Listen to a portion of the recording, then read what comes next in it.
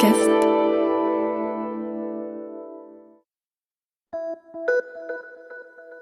À l'occasion de la sortie de la chaîne INA70 sur Pluto TV, je vous propose une sélection spéciale du podcast La vie d'avant, qui vous plongera au cœur de la vie quotidienne des années 70. Si cette sélection spéciale vous plaît, n'hésitez pas à vous connecter sur Pluto TV pour découvrir ou redécouvrir les plus grandes émissions télé des années 70 en version originale.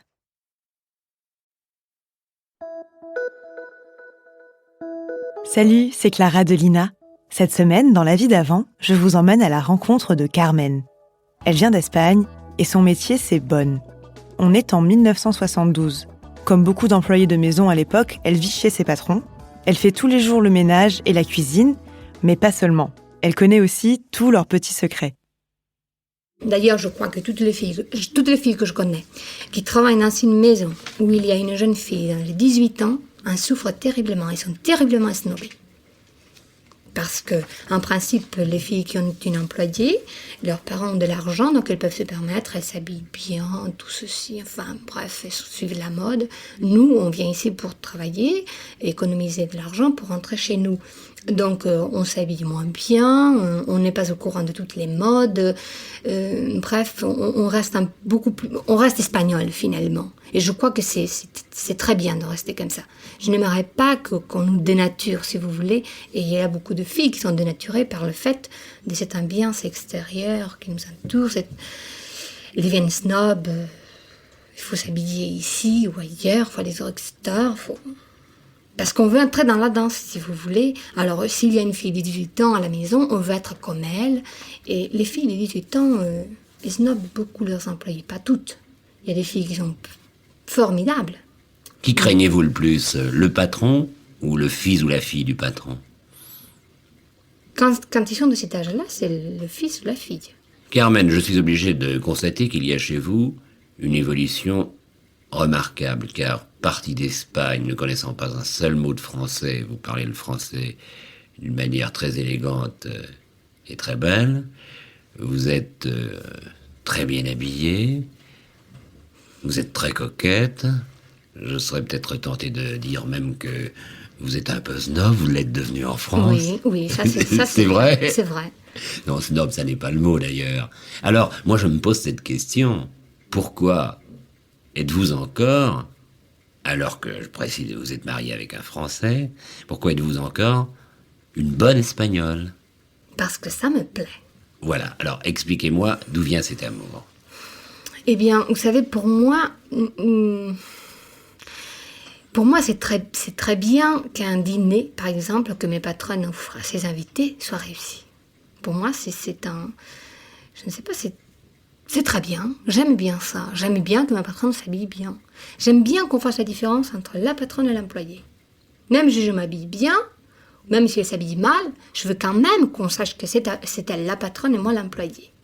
Parce que de toute façon, dans toutes les branches, il faut qu'il y ait un patron, il faut qu'il y ait un employé.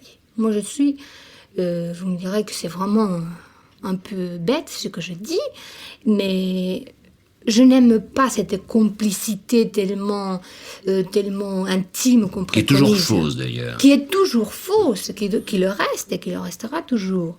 Moi, je ne confie pas mes problèmes à mes patrons. Et d'ailleurs, je fais une parenthèse là.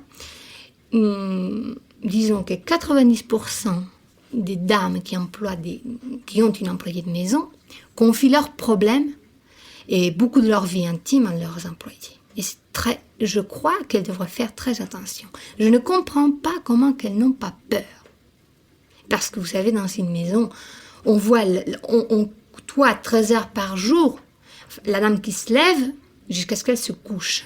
Et on voit toute sa vie pendant tout ce temps-là, pendant ces 12 ou 13 ou 14 heures qu'on fait le travail chez elle, on la voit vivre. Et tout ce qui vous se pourriez passe. créer des petits scandales. Ah oui, c'est certain. Mais c'est que, je crois que je vous le disais dans ma lettre, si toutes les employées de maison de Paris se mettaient à parler. Mais c'est qu'on en saura des choses. Qu'arriverait-il, dites-vous?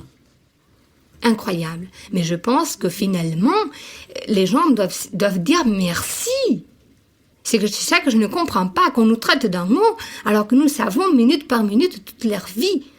C'est rare l'employé la dame qui ne se confie pas à son employé, ou pour critiquer son ami, parce qu'elle ne peut pas le critiquer avec son mari, parce que son mari lui fera des remontrances. Alors, elle se confie à son employé pour critiquer son mari aussi, pour critiquer sa belle-mère, ses enfants, tout ceci, tout. Et peut-être même raconter ses aventures. Ah si oui. On reçoit les coups de téléphone, tout ça passe sous nos yeux, sous nos oreilles. C'est-à-dire vous entrez très souvent dans les combines entre guillemets.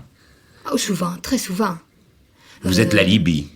Oui, très souvent. Le coup de téléphone qu'on donne parce qu'il faut donner un coup de téléphone, ou qu'on reçoit et qu'on répond, monsieur ou madame, vous êtes un faux numéro, enfin, ça arrive. Et malgré tout, vous continuez à servir. Oui. Est-ce que c'est le mot servir? Oui. Mais tout le monde sert quelqu'un. L'égalité, pour vous, N'existe n'a pas. aucun sens. Non, n'a aucun sens. Et d'ailleurs, je crois que pour moi, comme pour beaucoup d'autres filles, je ne suis pas la seule. Nous estimons toutes que nous devrions être traitées avec un peu plus d'humanitarisme, mais, parce que vous savez, vous travaillez toute la journée, il y a un dîner le soir, le lendemain vous descendez à la même heure, alors que vous êtes couché à 00h30. Monsieur, madame ont reçu leurs invités, ils ont bien amusé. Pendant ce temps-là, vous lavez la vaisselle. Donc vous travaillez, vous n'êtes pas assis sur un fauteuil à parler et tout ça. Le lendemain, vous faites votre travail habituel et on ne vous demande pas si vous êtes fatigué, allez monter, vous reposer une heure. Mais est-ce qu'on vous dit quand même, c'était très bon, un merci? Ça arrive, mais pas trop souvent. Pas trop souvent, moi ça m'est jamais arrivé. Voilà, c'est la fin de cet épisode de La vie d'avant, produit par Lina. N'hésitez pas à nous mettre 5 étoiles s'il vous a plu, et abonnez-vous pour ne louper aucun épisode sur votre plateforme d'écoute préférée. On se retrouve samedi prochain pour un nouvel épisode, et en attendant, je vous invite à découvrir un autre podcast de Lina, Les Archives du crime. Ce podcast vous propose de découvrir les plus grandes affaires criminelles racontées par ceux qui les ont vécues. À très vite!